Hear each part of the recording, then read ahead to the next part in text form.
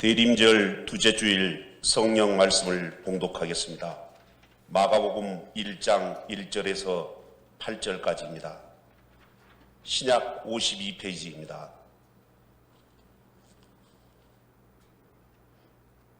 하나님의 아들 예수 그리스도의 복음의 시작이라. 선지자 이사야의 글에 보라, 내가 내 사자를 내 앞에 보내노니 그가 내 길을 준비하리라. 광야에 애치는 자의 소리가 있어 이르되 너희는 주의 길을 준비하라. 그의 오실 길을 곧게 하라.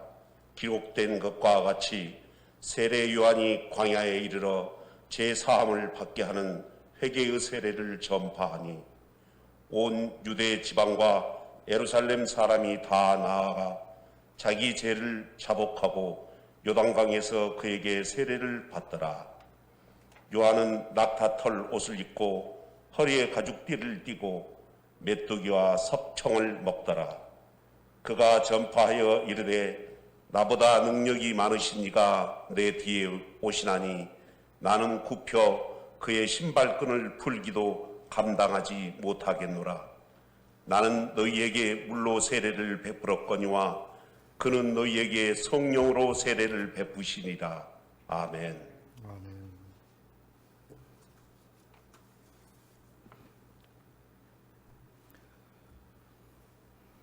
하나님 아버지와 주 예수 그리스도로부터 오는 은혜와 평강이 이 자리에 계신 여러분들과 우리 영상 예배를 드리는 우리 모든 성도님 가정마다 함께하기를 바랍니다. 이제 연말연시가 되었습니다. 연말연시가 되면서 깊이 생각해 본 사람들의 바람이 있다면 아마 희망이라는 단어가 아닐까 생각이 듭니다. 희망이라는 단어, 이 단어를 생각할 때마다 사람들은 마음을 설렙니다. 왜냐하면 희망은 모든 사람의 바람을 그것을 성취해주는 그런 언어이기 때문입니다.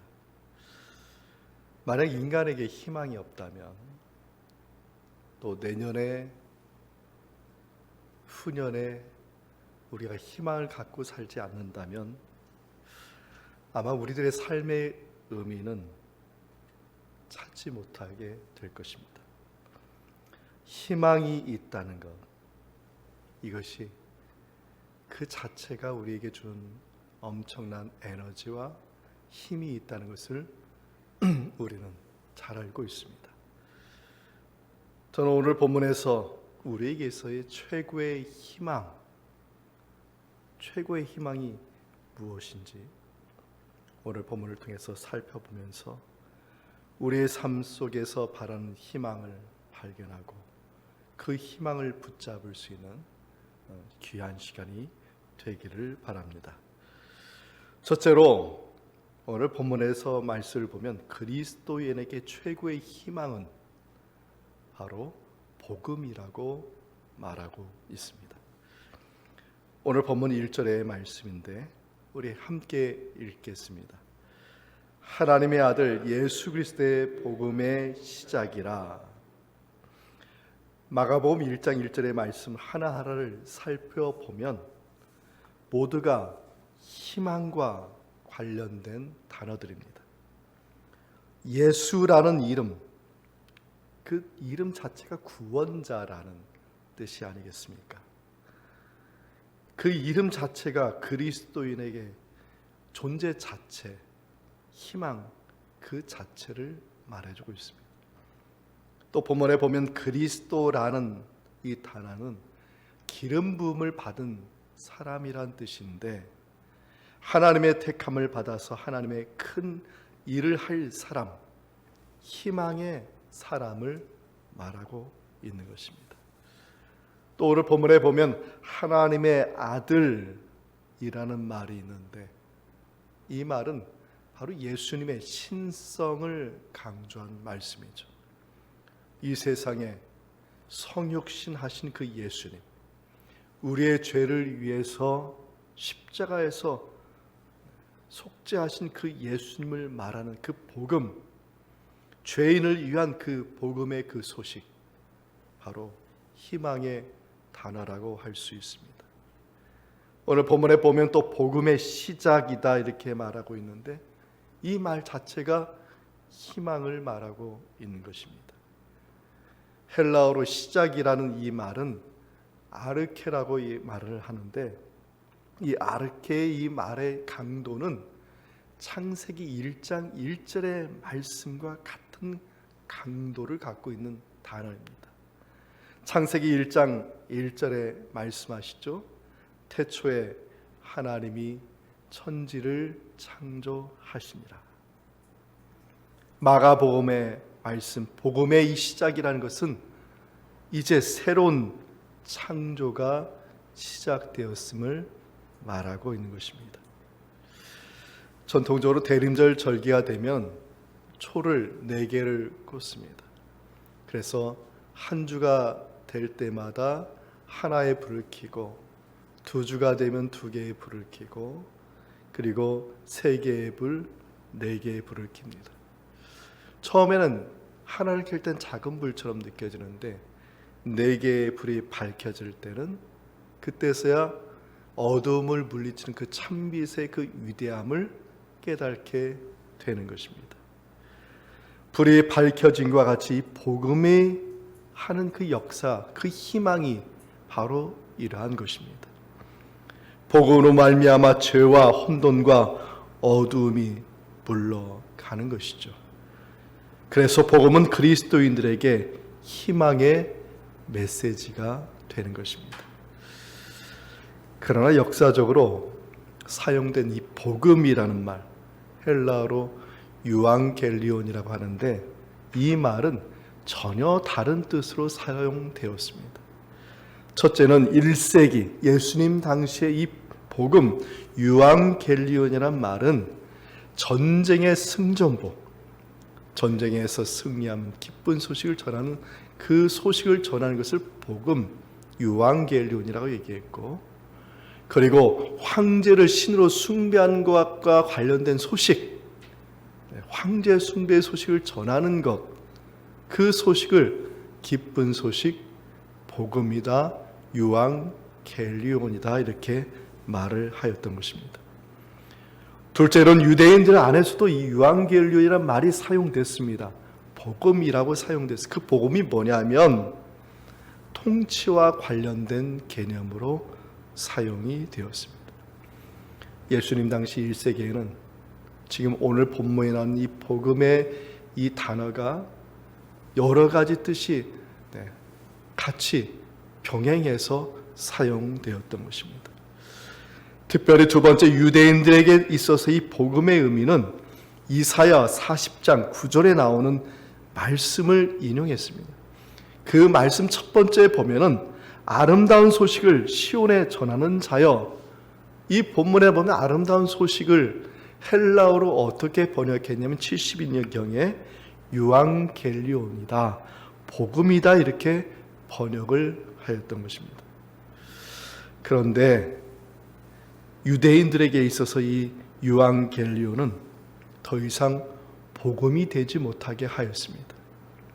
하나님의 통치가 이루어지지 않게 하였고, 그리고 하나님이 복음이 되지 못하게 하였던 것입니다. 1세기에 있어서 유대인에게 있어서 복음은 뭐냐면 하나님이 아니었습니다. 누가 복음이었냐면 왕과 성전과 대제사장과 그리고 종교 지도자들이 복음이었습니다. 그들이 하나님을 대신하였고, 그들이 하나님을 대리하여서 이스라엘 땅을 통치하고 있었던 것입니다. 하나님이 복음이 되지 않게 한 그 결과는 너무나 참혹했습니다. 기원 후 70년에 유대 사회와 예루살렘은 철저하게 멸망을 당하였기 때문입니다. 이러한 상황에서 마가는 지금 선포하는 것입니다. 복음이 누구냐? 참 복음은 하나님의 아들 예수 그리스도가 바로 참 복음이며 복음의 시작이라고 말하고 있는 것입니다. 우리들도 우리들의 삶 속에 선포해야 할 희망의 메시지는 무엇일까요? 사회가 혼란스럽죠. 네, 가정도 불편합니다. 환경도 어렵습니다. 이러할 때 우리가 선포해야 될 희망의 메시지는 복음이라는 사실을 기억하시기를 축원드립니다. 하나님의 아들 예수 그리스도, 이분이 바로 복음이고 이 분이 선포될 때 복음의 시작, 희망의 역사가 일어나는 줄 믿습니다. 둘째로 복음은 희망의 공간을 통해서 시작한다는 것이죠. 희망의 공간을 통해서 시작한다. 오늘 본문 2절의 말씀, 우리 본문을 함께 읽겠습니다. 선지자 이사야의 글에 보라, 내가 내 사자를 내 앞에 보내노니 그가 내 길을 준비하리라. 아멘. 마가는 복음 시작을 선포한 후에 출애굽기 23장 20절 말씀을 인용하였습니다. 내 사자를 내 앞에 보내노니 내 길을 준비하리라. 이 말씀이 출애굽기 23장 20절 말씀인데, 출애굽기 23장의 말씀은 어떤 말씀이냐면 그 앞에는 십계명의 말씀이 있고 그 뒤에는 시내산 언약의 말씀이 있는 그 중간에 지금 하나님께서 모세에게 이스라엘 백성들에게 하신 말씀, 다시 말해서 하나님께서 하나님의 사자를 너희보다 앞서 보낼 것인데 그가 너희들을 돌보고 너희들을 인도할 것이라는 이런 말씀인 것입니다. 하나님께서 어디로 인도하실까요? 하나님께서 새로운 공간을 준비하셨다는 것입니다. 이스라엘 백성들에게 있어 첫 번째 공간은 애굽이었습니다. 그곳에서 이스라엘 백성들은 노예로 살았습니다. 두 번째 공간은 가나안이었습니다. 이스라엘 백성들은 그곳이 인생의 목적지로 알고 출애굽을 하면 바로 가나안 땅으로 점프하는 줄 알았습니다. 그런데 전혀 상상하지 못한 하나님께서 전혀 상상하지 못한 제3의 공간을 예비하셨습니다. 그곳은 광야였습니다. 하나님은 그곳에서 모세에게 말씀하셨어요. 출애굽기 23장 21절에 뭐라고 말씀하셨냐면 너희는 삼가 그의 목소리를 청종하라. 제3의 곳 광야라는 곳으로 너희를 인도할 것인데 그의 목소리를 청종하고 순종하라고 말씀을 하였던 것입니다. 여러분, 하나님이 예비하신 제3의 공간, 광야는 어떤 곳일까요?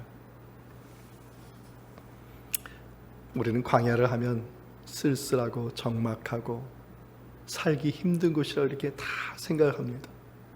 근데 성경은 전혀 다른 말을 하고 있다는 것이죠. 이스라엘 백성들의 가장 많은 하나님의 사랑과 돌보심과 생명의 축복을 받은 곳이 어디였느냐? 광야였습니다. 가나안 땅과 비교할 수 없는 엄청난 하나님의 기적을 받은 곳이 어디였느냐? 광야였습니다. 다시 말해서 광야는 희망의 공간이었던 것입니다. 바로 그 희망의 공간으로부터 메시지가 오는 것이죠. 오늘 본문 3절의 말씀입니다. 우리 3절 말씀을 우리 함께 읽어보겠습니다. 광야에 외치는 자의 소리가 있어 이르되 너희는 주의 길을 준비하라. 그의 오실 길을 곧게 하라. 기록된 것과 같이. 아멘. 이것은 이사야 40장 3절의 말씀인데, 이사야는 세례 요한이 출현하기 전 700년 전의 사람입니다. 당시 이스라엘은 어떤 나라였냐면 바벨론의 속국이었고 수많은 사람들이 바벨론에 잡혀갔어요.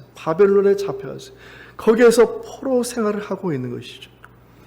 그 가운데 지금 이사야 40장 3절의 말씀을 하고 있는 것입니다. 지금 이사야 40장 3절의 말씀은 무슨 말인가요?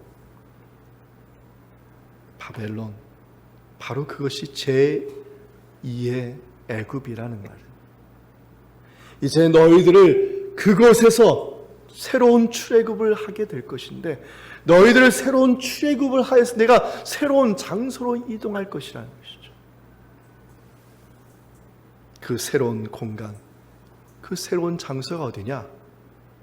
오늘 본문의 말씀 이사야 40장 3절의 말씀에 보면은 그곳은 바로 어디냐면 광야라는 곳입니다. 그래서 하나님의 사자가 어디에서 외쳤어요? 오라는 것이죠. 바벨론에 포로 잡힌 유대인들을 향해서 오라. 어디로요? 광야로 오라. 애굽에 포로 잡힌 이스라엘 백성들에게 부릅니다. 어디로 오라고요? 광야로 오라고 말하고 있는 것입니다. 이것이 세례 요한이 예루살렘 성전에 가지 아니하고 광야로 간 이유인 것입니다. 그가 비록 낙타털 옷을 입고 허리에 가죽띠를 띠고 메뚜기와 석청을 먹을지라도 광야에서 복음의 희망이 가득한 사람이 되었기 때문에 그는 어디로 갔느냐? 가차없이 예루살렘 성전이 아니라 예루살렘이 아니라 광야 빈들려 향해서 그는 나아갔던 것입니다. 사랑하는 성도 여러분, 여러분 마음에요, 지금 올해 한 해 동안 겪었던 코로나로 인해서 부정적인 마음들, 어두운 마음들 다 버리시길 축원드립니다. 여러분의 지금 마음에 뭐가 충만해야 됩니까? 희망으로 충만해. 그 희망의 기쁨, 복음을 통해서 내가 올 한 해를 내가 넘기게 되고 그 복음을 통해서 은혜 받은 그 희망의 기쁨으로 충만해야 된다는 것이죠. 루터교회에서 강조하는 것이 율법과 복음이라는 말씀입니다. 결론은 뭐냐면 복음이 되어야 한다는 것입니다. 복음이 최고의 행복이 되어야 한다는 것입니다. 사도 바울이 갈라디아서 2장 20절에 아주 특별한 고백을 했어요. 우리 함께 말씀을 읽어보도록 하겠습니다. 내가 그리스도와 함께 십자가에 못 박혔나니 그런즉 이제는 내가 사는 것이 아니요 오직 내 안에 그리스도께서 사시는 것이라. 아멘. 세례 요한과 사도 바울의 공통점이 뭐냐면 그들은 모두가 복음의 희망으로 가득하였고 십자가의 희망으로 가득하였다는 점입니다. 다 힘들고 어려운 상황이 있었습니다. 세례 요한은 광야에서, 사도 바울은 광야 같은 세상에서, 그러나 그들은 거기에서 좌절하지 않았어요. 왜? 그들 안에는 희망이 가득했어요. 복음에 대한 희망과 복음에 대한 기쁨과 십자가의 그 희망이 가득해서 사도 바울이 고백할 수 있는 거, 내 안에 그리스도가 사는 것이라. 우리의 삶의 자리가 복음으로 말미암아 희망의 공간이 되기를 축원드립니다. 어찌 희망이 없는 사람이 다른 사람의 희망을 전할 수가 있겠습니까? 어찌 기쁨이 없는 사람이 다른 사람에게 기쁨을 전할 수가 있겠습니까? 저와 여러분 복음을 듣고 믿은 사람, 그럼 여러분에게 뭐가 있어야 돼요? 희망과 기쁨이 충만해야지 그걸 전해줄 수 있는 것이. 우리의 삶의 자리가 어렵고 힘들지라도 그러나 희망은 있어요. 광야 같을지라도 희망은 있어요. 내 안에 복음으로 말미암아 희망이 충만할 수 있다면 저와 여러분은 능히 내 안에 있는 그 복음의 기쁨을, 그 희망의 그 소식을 다른 삶과 나눌 수가 있다는 것이죠. 이 한 주간 이러한 은혜가 우리 모두에게 함께하기를 축원드립니다. 셋째로 사람들은 회개를 통하여 복음의 시작을 경험하게 된다는 것입니다. 오늘 본문 5절입니다. 5절 말씀 우리 함께 읽겠습니다. 온 유대 지방과 예루살렘 사람이 다 나아가 자기 죄를 자복하고 요단강에서 그에게 세례를 받더라. 아멘. 마가복음 2절부터 3절까지 인용한 말씀, 구약 말씀은 세 가지의 말씀이에요. 출애굽기 23장 20절 말씀과 말라기서 3장 1절 말씀과 그 다음 이사야 40장 3절의 말씀입니다. 그런데 이 마가는 이 세 가지의 구약 말씀을 인용하면서 그러나 똑같이 세 번 반복하는 것이 있는데 그건 뭐냐면 길을 준비하라는, 길을 준비하라, 오실 길을 준비하라, 길을 준비하라. 다시 말해서 지금 반복하는 것은 그 의미는 길이라는 그 의미를 강조하기 위함이라는 것입니다. 이 세 가지의 구약 성경에서 말한 그 길은 누구를 위한 길이냐 하면 하나님을 위한 길이다. 결론적으로 말해서 마가는 그 하나님을 위한 그 길이 누구를 위한 길이냐? 결국은 예수 그리스도를 위한 길이라는 것을 말하고 있는 것입니다.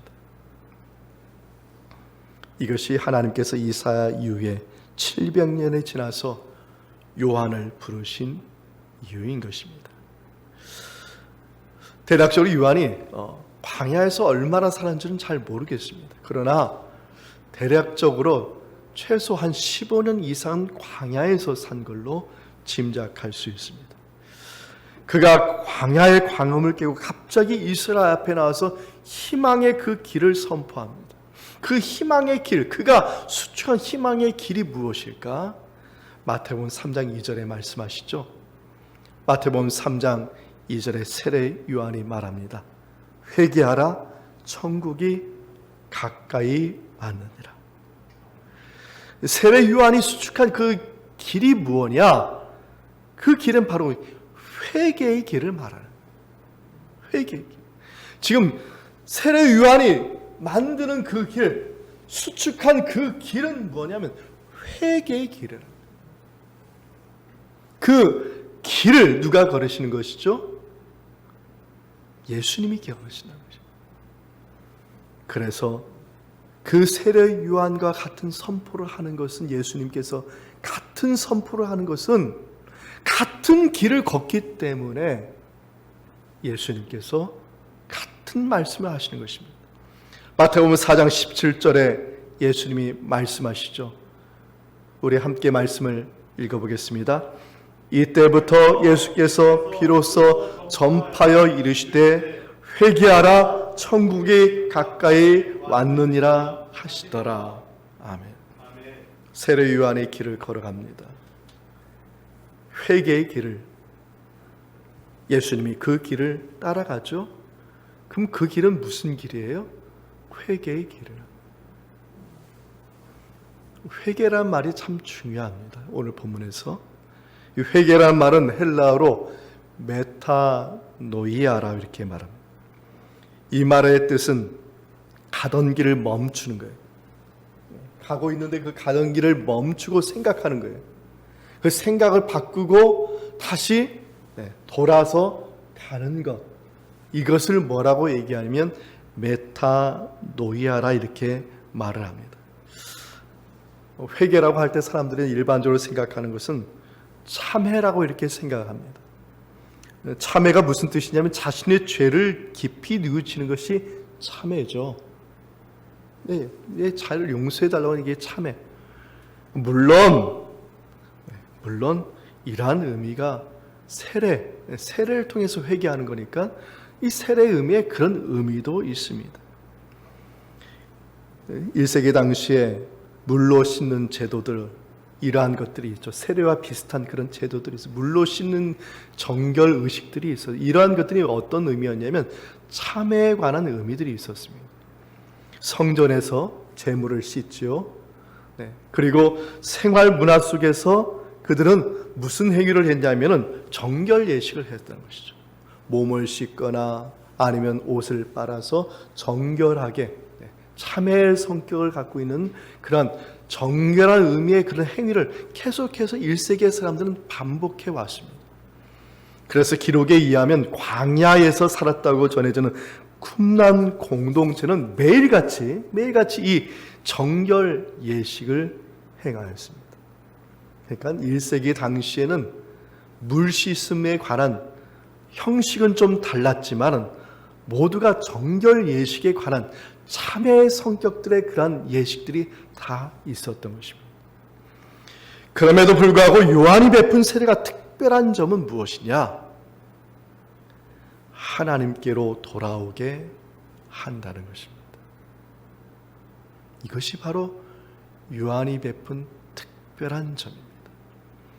오늘 본문 5절의 말씀을 보면 온 유대와 예루살렘 사람이 세례 요한에게 나아가서 죄를 자복하고 세례를 받았다고 하였습니다. 그 많은 사람들 예루살렘 사람들이에요. 그 예루살렘 사람들이 어디로 가야 되죠? 성전으로 가야 되죠. 정결 예식을 하려면 어디로 가야 돼요? 성전으로 가야 되죠. 그런데 예루살렘 사람들, 온 유대 사람들이 어디로 갔습니까?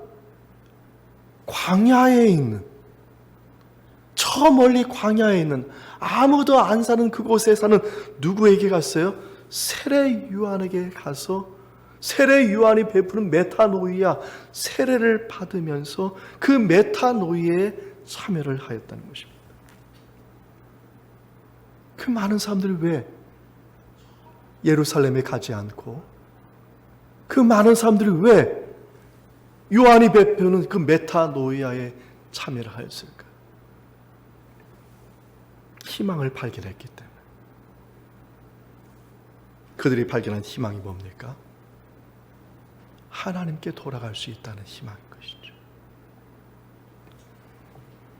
그것이 비록 광야였을지라도 광야조차도 하나님께서 자녀들 위해서 모든 것을 다 예비하시고 축복하시고 위로하시고 돌보시는 공간이라는 희망의 공간이 될 수 있다는 그 믿음을 가지고 그들은 가차없이 예루살렘을 버리고 광야로 향하여 나아갔다는 것입니다. 인생은 하나님께로 돌아갈 때 생명이 있고 소망이 있는 줄 믿습니다. 하나님께 돌아가지 않는 것은 회개가 아니에요.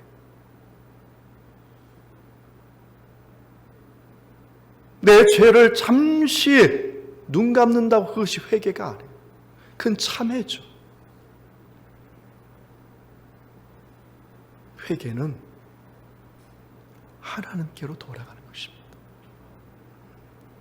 세례 요한과 같이 신앙의 선조들과 같이 이 자리에 계신 여러분, 우리 모든 성도님들 하나님께로 돌아가는 여러분의 삶이 되기를 바랍니다. 여러분의 삶의 자리가 아무리 어렵고 힘든 자리나 할지라도 그곳에 복음이 있고 그곳에 주님이 계시면 그 어려운 광야 같은 그 삶의 자리도 희망의 자리가 될 수가 있어요. 사랑하는 성도 여러분, 주님을 위한 길을 준비하고 세례 요한과 같이 정말 주님과 함께 살아갈 수 있는 저와 여러분의 인생이 되기를 축원드립니다. 2001년에 남성 그룹이 노래 제목이 길이라는 노래입니다. 그 당시에 이 노래가 발표됐을 때 젊은이들이 자신의 인생을 돌아보는 그러한 의미 있는 노래가 되었다는 것이죠. 세상 향락을 즐기면서 즐겼던 젊은이들이 이 길이라는 노래를 부르면서 내가 살아온 이 길이 정말 맞는 것인가? 내가 가는 이 길이 정말 꿈을 이루는 것인가를 되돌아보면서 자기의 정체성을 찾아내는 데 도움이 되었다고 합니다. 제가 가사가 긴데 간단하게 정리해 보았습니다. 제가 읽어드리겠습니다. 내가 가는 이 길이 어디로 가는지, 어디로 날 데려가는지, 그곳은 어딘지 알 수 없지만 나는 왜 이 길에 서 있나? 이게 정말 나의 길인가? 이 길의 끝에서 내 꿈은 이루어질까? 무엇이 내게 정말 기쁨을 주는지, 돈인지 명예인지, 내가 사랑하는 사람들인지 아직도 답을 내릴 수 없네. 나는 무엇을 꿈꾸는가? 누굴 위한 꿈인가? 그 꿈을 이루면 난 웃을 수 있을까? 저는 이 노래가 다른 사람의 고민이 아니라 오늘 본문에 나온 세례 요한의 고민이라고 생각합니다. 그리고 이 노래 가사의 고민이 누구의 고민이냐면 애굽을 나왔던 이스라엘 백성들의 고민이에요. 광야로 들어서야 하는데 엄두가 나지 않는 것이죠. 바벨론에서 70년 만에 새 출애굽의 역사가 일어나 돌아오게 되는데 광야 같은 곳에 가야 되는 그 심정, 지금 이 가사가 지금 담아내고 있다고 저는 생각합니다. 그리고 오늘날 우리들의 고민이 아니겠습니까? 내가 가는 이 길이 정말 옳은 것인지, 정말 잘 가고 있는 것인지, 우리는 늘 신앙의 딜레마에 빠져서 혼돈과 혼란 속에 살고 있다는 것입니다. 그럼에도 불구하고 세례 요한과 이스라엘 백성과 초대교회 성도들은 믿음의 용기를 내어서 하나님이 계신 광야로 들어갔다는 것입니다. 내가 가는 이 길이 주님을 위한 길이라고 믿었기 때문에, 지금 앞은 보이지 않지만 내가 가는 이 길이 주님을 위한 길이라면, 복음을 위한 주님의 길을 준비하고 있다면, 내가 가는 이 길은 헛된 길이 아니라 희망의 길이 될 수 있다고 믿었기 때문입니다. 세례 요한은 희망의 기쁨으로 충만하였습니다. 오늘 본문 7절에서 그가 고백하죠. 뭐라고 고백합니까? 우리 말씀 우리 함께 읽어보겠습니다. 그가 전파하여 이르되 나보다 능력 많으신 이가 내 뒤에 오시나니 나는 굽혀 그의 신발끈을 풀기도 감당하지 못하겠노라. 아멘. 요한은 자기의 길을 개척하면서 앞이 안 보여요. 그러나 그는 무엇이 가득해? 희망이 가득했다. 희망의 기쁨이 가득했어. 무슨 희망이야? 내 가는 그 길에 예수님이 올라오실 그 길, 내가 아는 그 길에 예수님의 그 발이 닿을 그 길, 그래서 나는 그 예수님의 그 신발끈도 풀기도 감당하지 못할 그 희망의 그 기쁨과 그 두근거림과 그 감동에서 오늘 본문은 말하고 있는 것입니다. 사랑하는 성도 여러분, 우리가 지금 역병과 고통과 아픔의 시대를 보내고 있습니다. 그러나 희망을 놓치지 마시기 바랍니다. 참된 희망이시고 복음의 시작이신 하나님의 아들 예수 그리스도를 놓치지 마시기 바랍니다. 그리스도인의 살 소망은 오직 한 분밖에 없습니다. 예수 그리스도이십니다. 비록 부족할지라도 믿음으로 가십시오. 여태까지 그렇게 하셨습니까? 잘 하셨습니다. 계속 가십시오. 여러분이 가신 그 믿음의 길, 그 길 위에 예수님께서 올라오셨어요. 저와 여러분과 동행하시고 함께해 주셔서 비록 광야를 지날지라도 그 길을 능히 이겨나가서 능히 그 길을 지나갈 수 있도록 우리 주님께서 불기둥과 구름기둥이 되어주시고 우리에게 먹을 하늘의 양식과 반석을 깨서 생수를 채워주심으로 말미암아 우리가 가는 그 믿음의 길이 복음의 길이 되게 하여 주시고 구원의 길 예수님의 길이 되게 하여 주셔서 하나님께 영광 돌리는 믿음의 길 되게 하여 주실 줄 믿습니다. 이러한 주님의 은총이 예수 그리스도 안에서 여러분의 마음과 생각을 지키시기를 원합니다. 아멘.